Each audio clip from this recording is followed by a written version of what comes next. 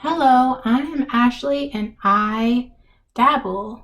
In this video, I'm just going to talk about how I set up my notebook to benefit my Spanish studies. If you haven't already, go check out my studying Spanish video where I talk about the study process I go through. My process simplified is to start off reviewing, then listen or watch something in Spanish, reading, writing, and recording myself speaking Spanish. I go into more detail on my blog and in my previous video. Through each of these steps, I utilize my notebook. While watching or listening, I write down phrases that I don't recognize or words that are hard for me to identify. As I am writing, I will just divide the page if I need to separate things. For example, phrases are separated from verbs for the most part. After I watch or listen, I then move into the reading portion. During reading, I will read for fun and then write down phrases or words that I want to remember. I have a grammar book I bought, The Madrigals Key to Spanish, which makes up a majority of my notes. Next, I then write a recap or a description for a TV show or person. I then journal about my day so far or random things. This is just gibberish and Spanglish. It is not written well, and that is okay. After writing it, I then pull up my translator app to find out how to actually say those things that I'm trying to communicate in my journal. I then rewrite the same thing, but with the right sentences. And then I move on to the last part. Well, the second to last part of my studying is that I then record myself talking either about a show I am watching or about what I did that day.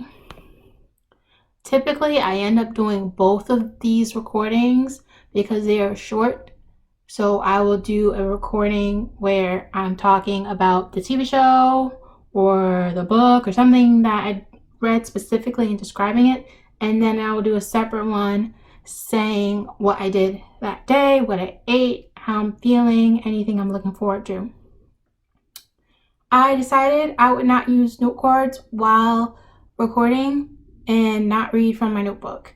It forces me to remember words and phrases I'm trying to remember so that I'm better at speaking on my own. After all this, my notebook is separated and I try to spread out things as much as possible because then the labeling begins.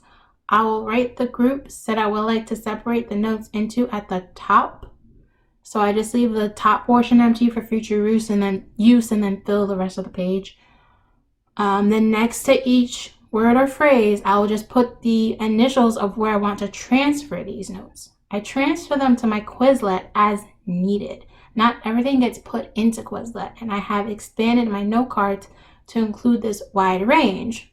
To keep track of what goes into Quizlet and what does not, I color code at the top of the page which sets match what color.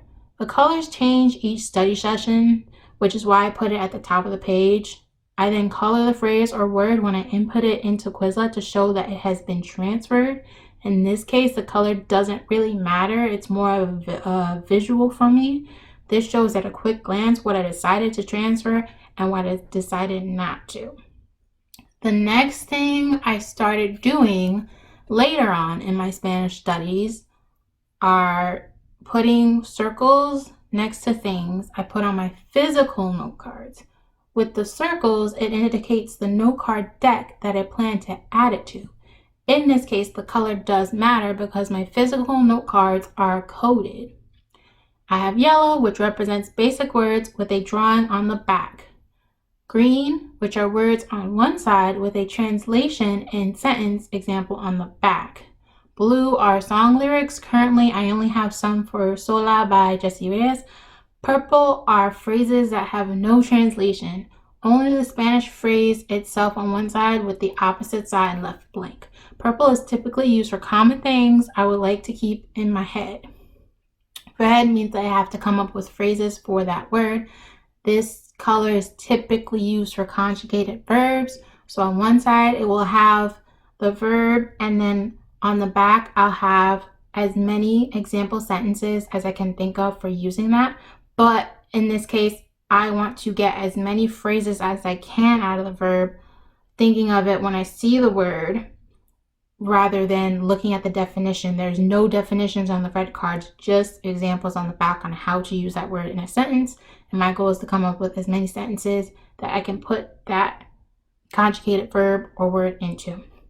The last one is orange. This is for concepts, people, definitions.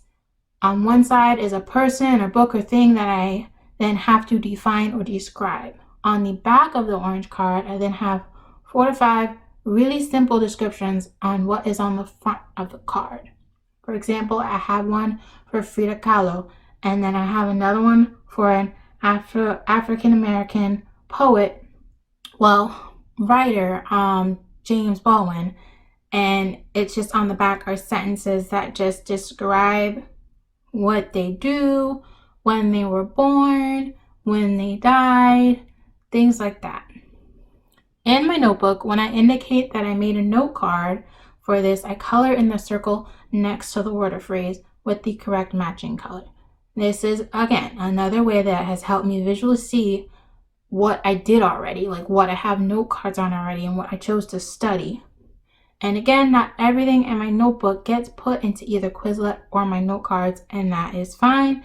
And that's how I utilize my notebook for studying topics rather than just reading through it, because reading and rewriting is, I guess, good, but it's not beneficial when my end goal is to be able to understand Spanish when someone's speaking it and be able to respond, even if it is just basic, or be able to figure out what I want to say and be able to talk to the person and tell them that, like, hey, I'm trying to say this, or how do you describe this, with confidence. So thanks for watching, and tell me below how organized or disorganized your notebook is. I consider mine to be on the disorganized side, with a basically stream of conscious type of study method, so I don't get stressed out about where things are. So yeah, let me know what your notebook setup is, and if you're studying a language, what language it is. So have a good day and stay safe.